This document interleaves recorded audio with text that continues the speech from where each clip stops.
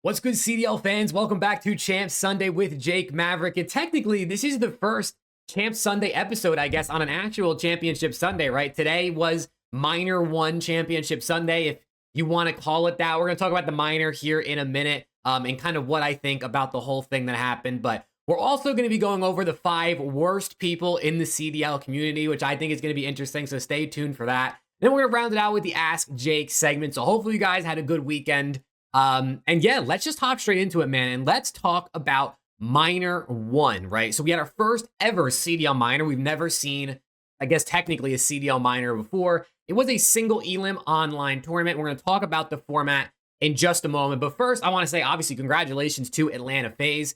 They were your winners. If you didn't see, thank you, first of all, to everyone who was in the watch party this weekend. This was new CDL match record for me. I had more viewers in the offseason for some of the Kason tourneys and the flank tourneys, but for actual CDL matches, I set a new highest average viewers of 97 on Saturday, which was yesterday, which is pretty sick. So thank you to everyone who stopped by the watch party this past weekend. But congrats to FaZe, man. They looked significantly better this weekend. I don't think you could really argue that. Like, they looked night and day compared to how they looked in the first 2 weeks when they went 1-3 with their only win coming against the Vegas Falcons. I mean, FaZe looked like what we thought FaZe would look like and what they have looked like. So obviously FaZe fans are feeling good right now for sure, because everyone was talking shit on your team. And I tweeted this out. Everyone's been talking shit about FaZe for a month at this point, or even longer, since the season basically started. And now FaZe finally gets a win, right? I mean, they won, what did they win? 4 their series this weekend, or 3 series this weekend? So didn't drop a series, obviously played significantly better. The FaZe fans now have the right to talk that talk because you're winning, right? You finally won. You didn't lose it all this weekend. So for the FaZe fans out there, congrats. Talk your talk, man. You guys deserve it, and your players earned it for you. But now let's quickly talk about the minor format. I got 5 different things I want to talk about in total with the minor. So now we're on number 2 with the minor format.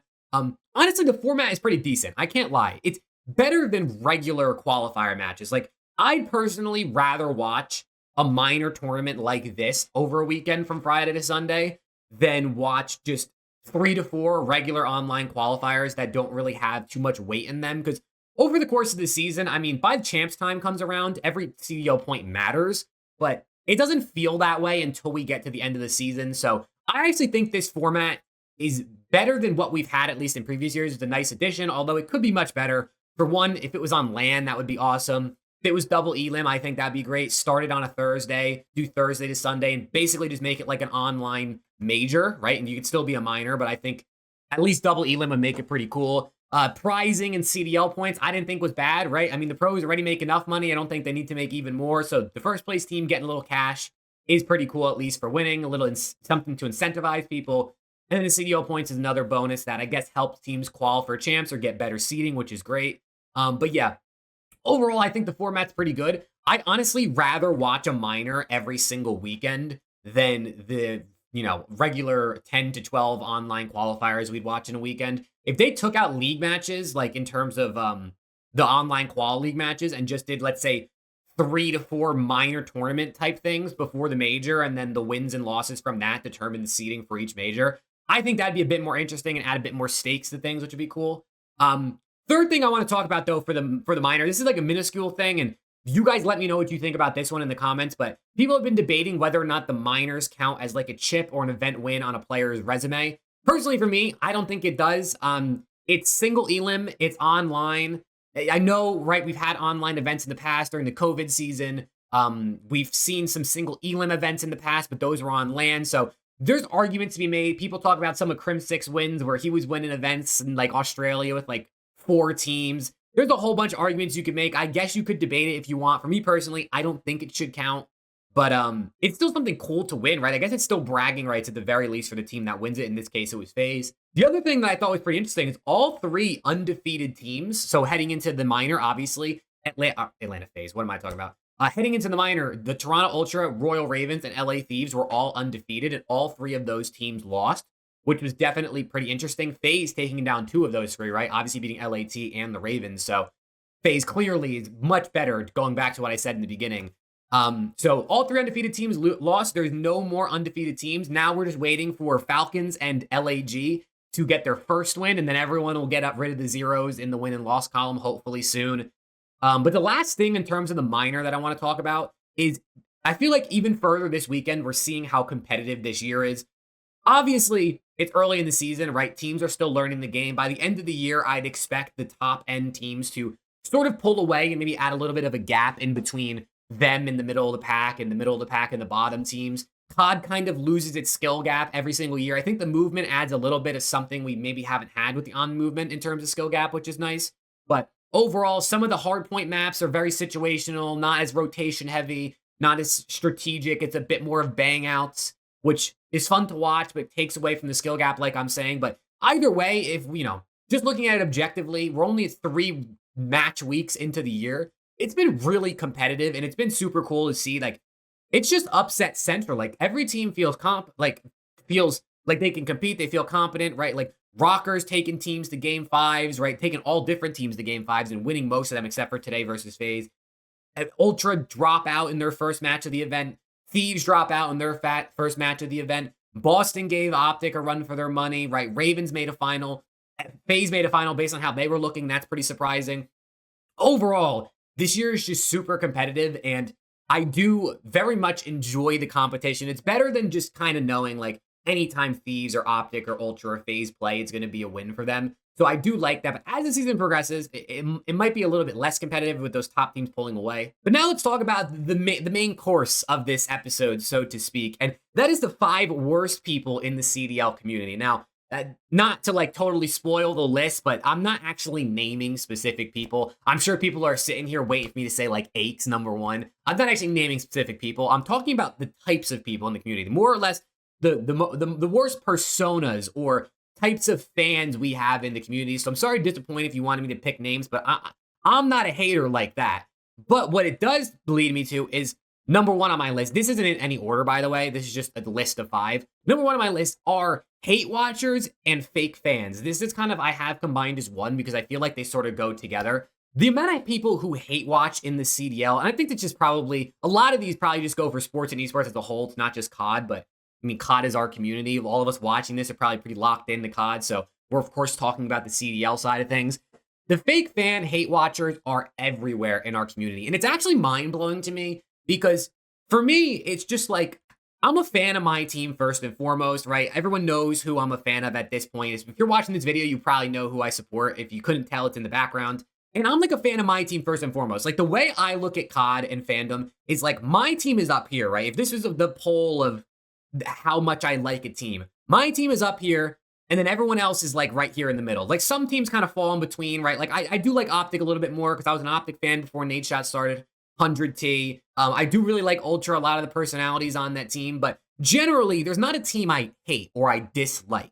And that's my approach to fandom is like, my team is my favorite, but everyone else I still enjoy. I just love COD at the end of the day. But the amount of hate watchers that I feel like hate other teams more than they actually like their own team is insane in the COD community, right? There's so many people out there, and that's why I call them fake fans, because I feel like they genuinely don't like their own team that they say they support as much as they dislike other teams. Obviously, the most, I don't even know what the word is. The most obvious thing of this in the community is mainly like Optic and FaZe fans. I feel like there's a lot of Optic fans and a lot of FaZe fans who actually hate the other team more than they like their own team. Every time Optic loses, there's FaZe fans in the comments clowning on him. Every time FaZe loses, there's Optic fans like clowning on him. I feel like there's more people that clown rather than actually just support their own team when they win. And maybe I'm crazy in that, but it's just what it feels like when you go online after matches. And then also on the hate watcher side of things, a perfect example of this is something that actually happened last night, which I thought was hilarious in the moment. So last night, I'm laying in bed right after the stream, after everything that happened. I'm laying in bed. It was like 1 a.m., right? It might have been like 12:30, 1 a.m., somewhere in that range. And I get a notification that Scrap went live, right? Scrap turned on his stream. So I click on the link, right? I click on the notification. I probably clicked on it within like 30 to 60 seconds of him actually going live. By the time I'm loaded into his stream on my phone, right? Like I said, this is like 60 seconds max since he went live. The entire chat is just people clowning on him. Optic fans, FaZe fans, just absolutely clowning on Scrap. The amount of people that were just like waiting for Scrap to go live, get that notification to go shit talk him, right? Scrap dishes it out, so he's gonna have to be able to take it, of course. It's like, it's insane to me that these people are just, they got nothing better to do than to hate watch and just be in the comments or the chats or the replies on whatever platform we're talking about just to leave hate. To me, that's crazy because I genuinely, this is not to like gas myself up, like I genuinely don't have like a hateful bone in my body, especially when it comes to COD, because at the end of the day, I say this all the time, we're watching people play video games for a living. Like, it's not that deep. You know what I mean? These players haven't done anything to me personally, so why would I ever have any reason to go out of my way to hate on them? But that's just my opinion. Number 2 on my list of the worst people personas in the COD community are the dish it out but can't take it people. These are the people that just have the inability to take a joke. And this is everywhere right now with the amount of trash talk and drama, if you want to call it, that's going on in the community. And the example of this that I'm going to use for this one, and people are going to know what I'm talking about as I talk about these. Obviously, this happens in the past. This isn't all new things. The example of this is Shotzi's been talking trash on Twitter and on stream. Rightfully so. I mean, the dude's a great player. He's earned the right to say that.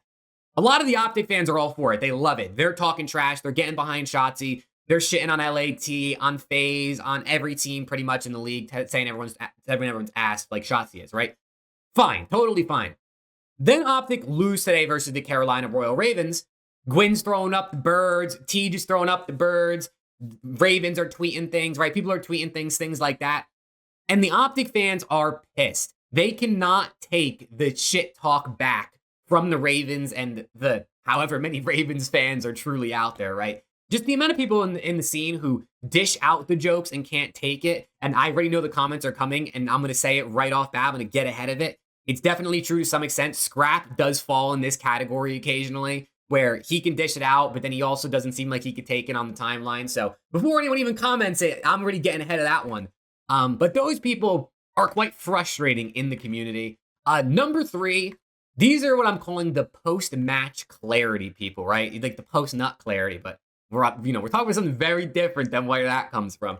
The post-match clarity people. These are the people, and this is more specific, I feel like, to me, because I make content, so I get a lot of these comments and replies over the course of the season because I obviously make a lot of predictions and a lot of takes, and they're going to be wrong, right? Like, I'm never going to shoot 100% from the field in my predictions or my takes or anything I say. And these people, I also want to say about these, I don't hate any of these people. Like I said, I don't hate anyone.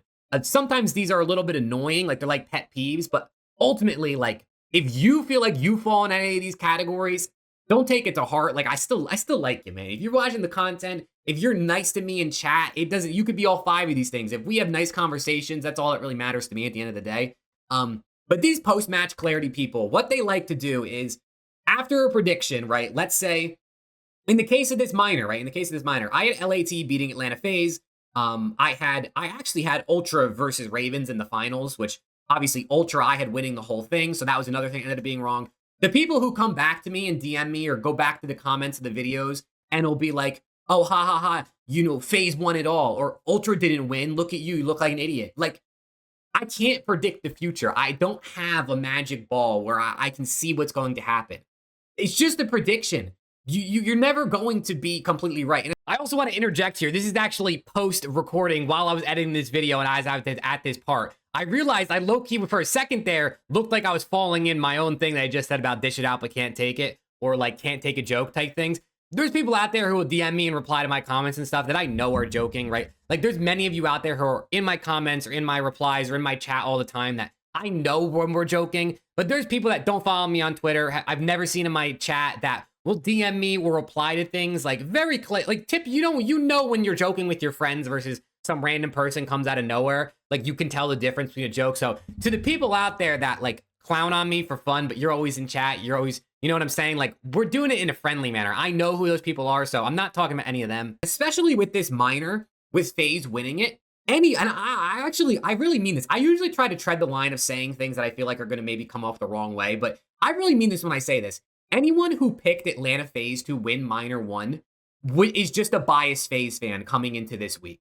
FaZe looked abysmal in the first 2 weeks. Their only win was against a Vegas Falcons team, and they gave up a map. They gave Vegas Falcons their first respawn. Obviously, FaZe kept it close versus an LAT team, all that sorts of things. But there is no one out there, I feel like, unless you are a FaZe fan, that was picking FaZe to win this minor. So, of course, when I picked LAT to beat Atlanta FaZe in the minor, was I wrong? Yes. Am I eating my words? Of course. FaZe look great now. But there was no reason for me to pick FaZe over LAT for the most part. And even if they would have advanced in my bracket, played against Toronto Ultra, there's no reason I would have picked them over Ultra either. So the post-match clarity people that are just like, haha, you were wrong, I knew all along, more often than not just comes from you being a fan of the team that ended up winning and me being wrong about. Because a lot of the times, you can't predict the future, and people get butthurt when you don't pick their favorite team, so then they come back to you when their team actually wins. But let's move on to the next one, because we got 2 more to go through. And these people I'm calling the bias till I die people. These are the people that will be biased towards their favorite team, no matter what, without fail. They will never let off the gas of the bias pedal, if you know what I'm saying. So these people, and everyone, while I'm thinking this, is probably automatically going to think of like OPTIC or FaZe fans. It's not only them. Every team has this. There's LAT fans that do this. There's Boston fans that do this. Miami, like any team has fans that's going to be biased till they die. So don't just try to automatically blame or think I'm talking about OPTIC or FaZe specifically. This really goes for any fan base. But these are the people that, like, no matter what happens, are going to say their team is the best, or like to the point where they're not like joking. You know what I mean? Like, obviously you should always think your team's the best, gas up your favorite players in the comments on their tweets and things like that. But there's people that just like can't take it when you point out a flaw in their favorite team or their favorite player, and they will just argue with you and call you names and just attack you personally just because you said, oh, they're not playing as good as they should be, or, oh, they made this mistake, things like that. These people that are biased till they die, that will never, ever, ever try to be unbiased in their life. They'll pick their favorite team to win every single match. They'll predict their favorite team to win every single major. And those are more specific to the top team fan bases, right? I mean, I don't think there's anyone out there that was picking Boston Breach to win every major. But these people, it's just frustrating because you can't actually have like a conversation. There is no debate. There is no conversation. There is no respect a lot of the time in any conversation you even try to have, because they're just biased till they die. They're going to defend their team even when you're not even attacking their team. Even when you're just trying to have a normal conversation, they're going to just side with their boys no matter what, which is fine to some extent, but sometimes it's just nice to have a conversation, a debate, and everything be respectful and not crazy. But let's talk about number 5, the last one for worst people in the scene. And these are the drop him now people. And you know exactly what I'm saying. These are the people that as soon as their favorite team starts losing, it could be one loss, it could be a single map with the way some of the people in this community are. They are, drop this player, get this guy off my team, this guy's ass. As soon as somebody plays bad in one map or one series, or they lose. And most notably, this has happened recently with Kenny on OPTIC, right? OPTIC, despite the fact that with HAVOK, they've only lost once, right? Obviously, the Royal Ravens was the first time they've lost with HAVOK. Despite that, all weekend long, people have been saying, drop Kenny, drop Kenny, drop Kenny. And even HAVOK has gotten some of this as well, especially because people are like, just bring back Pred, just bring back Pred, right? Like, let's drop HAVOK, we'll bring Pred back, it's all fine. The amount of people that are like calling for this whole drop Kenny thing, to me, is crazy. For one, in this case of OPTIC, you just won champs last year, a lot of that being attributed to adding Kenny to the roster. So that in and of itself is like, why would you want to drop him within 3 weeks of the new season?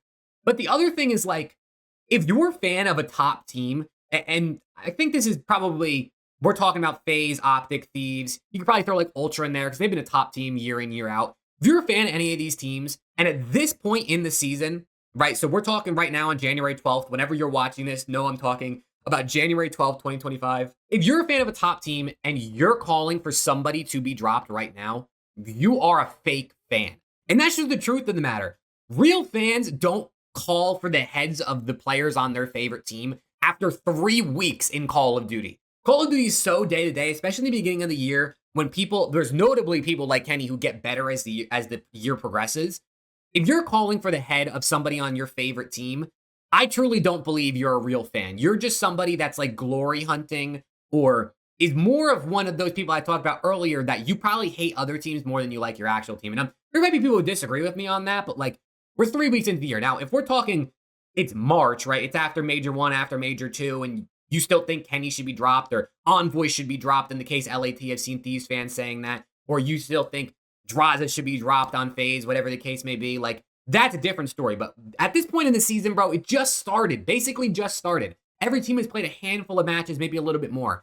If you think someone should be dropped off one of these top teams, you're not really a fan of the team. You just like, you're kind of just a hater, low key, at least in my opinion. I don't know if people agree with me, let me know. But those are my 5 personas and people that are low key the most annoying in this community. Like I said, if you feel like you fall in any of these categories, it's nothing personal. Like, we can still be friends. I got nothing against you personally. As long as you don't do anything to me personally, I got nothing against you personally.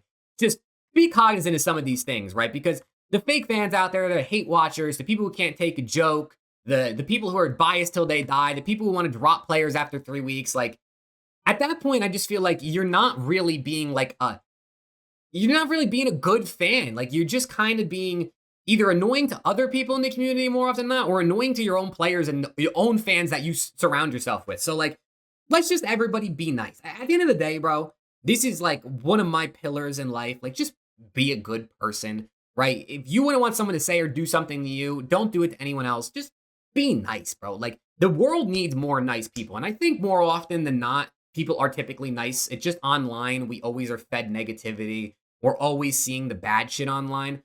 Just be a good person, bro. That's really all it comes down to. You feel like you're saying something that seems a little mean or hateful, just don't even bother saying it. That's my philosophy. You can agree or disagree with it or not, but it's led me to being pretty happy in my life so far, so I can't complain. But now let's can't talk anymore. Now let's end out this episode of Champ Sunday with the Ask Jake segment. And I actually only have one question from the last episode. So if you got questions for me to talk about in next week's episode, drop it in the comments. It could be about anything. Honestly, obviously COD CDL related is probably more likely, but honestly, if it's a question about anything, just drop it. I'm down to just kind of answer whatever to get a couple of these in each episode. But the only question for this week comes from my guy, Tyrone Big Nuts. Shout out my boy, Tyrone. He said, do you think the winner of Minor 1 will automatically be the favorite of Major 1, or do you think another team will pop out as a sleeper, Lanimals? We already know the winner of Minor 1 in this case, so that makes it even easier. For the first part, do we think Atlanta FaZe, in this case, is the automatic favorite for Major 1? I'm going to say no, and I'm going to get back to that in 1 second. Do we think another team will pop out as sleeper, Lanimals? I'm going to say yes and no at the same time, so let me explain my whole answer. Do I think FaZe are automatically the favorites for Major 1 because they won the Minor? Definitely not. And the reason I say that is because there's still 2 more weeks of online qualifiers. If this was leading into the Major, right? Like if the Major was next week, I would say yes. Who's to say Atlanta FaZe doesn't come out and lose all 3 of their matches next week? I don't think they're going to do that over the next 2 weeks. I think they're probably going to win at least 2, if not all 3 of them. But who's to say that doesn't happen? They wouldn't be the favorites anymore just because they won the online Minor tournament. So I don't think winning the Minor, this is going to go for the same thing in Minor 2. Just because you win the Minor doesn't mean you're automatically favorites for the LAN that's coming up a couple weeks later.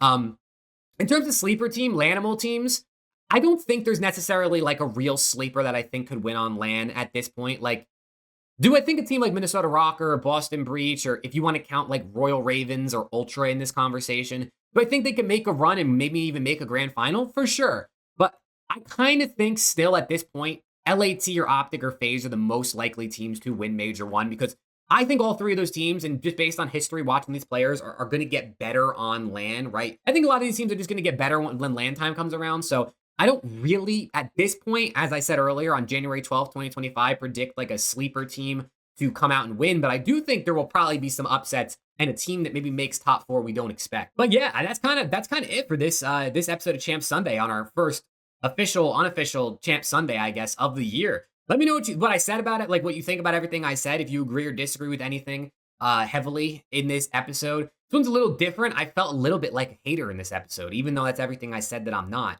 I felt a little bit like it, but with the state of the community and all the trash talk and drama, there's been so many comments I've seen online that have just like why even click send? You know what I mean? Like, why even tweet that out? You know, so it decided why not. We'll talk about some of the people in the community that definitely be pissing me off a little bit. But at the end of the day, I don't take anything too seriously. Hopefully you guys don't take anything too seriously. Be a normal, good person. Support your favorite team. Don't be a hate watcher or anything like that. And hopefully you enjoyed it. If you hate watched this video, let me know in the comments, right? Pump down below, hashtag hate watcher if you hate watch this video. But yeah, man, thank you guys a ton. I'll see you throughout the week with more content and next week for more watch parties. And hopefully I'll see you there.